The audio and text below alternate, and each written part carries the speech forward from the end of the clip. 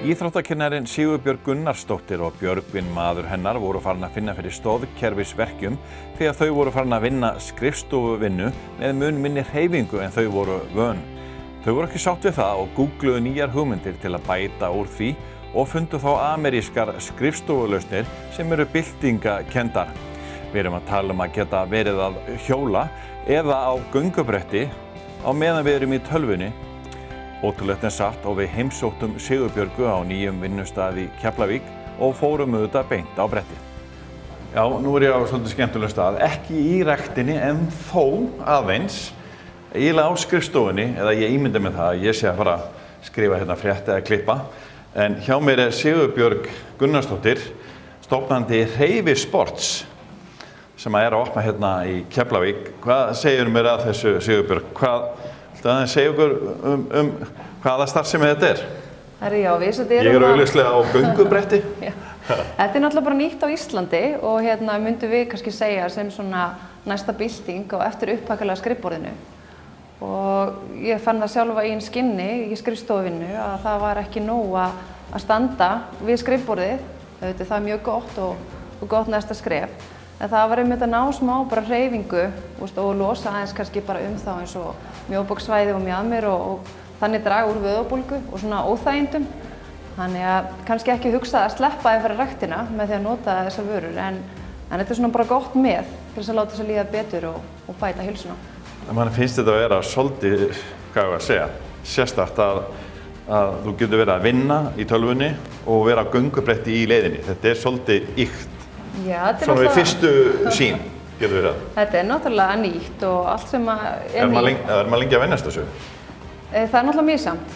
Tók mér náttúrulega bara örskamma stund, einhver svona kannski hálftíma eitthvað það. Meðan að ég hef heyrt frá öðrum að það taki kannski 1 vinnudag eða kannski upp í viku. En svona heilt yfir þá tekur það mjög stuttan tíma og þú sinnir flest allari þeirri vinnu sem þú ert vanur að sinna. Eins og skrifa tölvupóst og vinna í einhverjum útreikningum en kannski helst þegar þú ert í fínvinnu að þú þarf kannski að stoppa eða hægja vel á. Komdu núna, skipta við mig hérna og þá spyr ég af því að mér finnst þetta að vera svakaleg bylting. Er maður lengi í einu eða er þetta eitthvað sem hver einn finnur sjálfur hjá sér að hvaðan á að vera lengi? Ég myndi segja, eins og segja bara, allt er gott í hófi og það sé ekkert gott að vera labbandi allan daginn, frekar en að sitja allan daginn. Þannig að bara þessi gullni meðalvegur, bara finna kannski bara hjá þér hvað hentar, þannig kannski frá því að geta labbað í hálftíma yfir vinnudaginn, bætt því við, eða jafnvel sumir eru klukkutíma fyrir hádegi og klukkutíma eftir hádegi. Þannig að þetta er gott að titla sér á milli en þetta er bara svona góð viðbót, myndi ég segja. Hvernig sérðu þetta fyrir þér að þú ert kannski að stíla inn á fyrirtækjamarkaðinn í þessu? Sérðu það fyrir þér að í einhverjum fyrirtækjum sé ein starfsstöðin bara hér og fólk kemur með sína tölvu eða þannig að þú ert kannski ekki með þetta bara algjörlega hjá mörgum aðilum, maður sér það kannski ekki alveg þannig fyrir sér, er það? Ég myndi ekki kannski... Inn í sama fyrirtæki, meina ég? Ég held að það sé rosalega þægilegt að hafa þetta þannig að setupið að svona ákveðin hreyfistöð, þannig að eins og þeir sem eru með svona free seating konsept að þá er í rauninni enginn með sitt skrifborð, heldur ertu að koma bara inn og setur tölvuna í dokkuna og þá velurðu kannski nú ætla ég að vera á hreyfistöðinni og nú ætla ég að fara í næðisrými eða þannig að fólk hafi svolítið val, þannig ég held að þetta sé bara mjög gott í bland við allt hitt. En svona, já, hreyfistöðvar er eitthvað sem ég myndi vilja sjá bara í öllum fyrirtækjum, þannig að fólk hafi tækifæri til að hreyfa sig yfir vinnudaginn. Hvernig gerist þetta í það? Hvernig fyrst þessa hugmynd og hvað sást þetta? Þetta er, sem þú segir, þetta er eitthvað splungu nýtt. Já, það er nú kannski alveg saga á bak við það. Við hjónin vorum bæði áður í hreyfanlegri vinnu, hann vann sem smiður og ég sjálf íþróttakennari. Þannig að við fórum svo bæði skrifstofuvinnu og fórum að finna fyrir stoðkerfis óþægindum. Kannski svona stífleika í baki og vöðvabólgu og jafnvel svona að finna fyrir höfuðverk og fórum bara að hugsa hvað við getum gert til þess að láta okkur líða betur þegar upphakkalegt skrifborð var kannski ekki alveg nóg. Þannig að við fórum bara á þennan hefðbundna netrúmt og skoðum og eftir svolítið leit þá fundum við þessi lifespan tæki sem að hafa farið sigur fyrir Bandaríkin.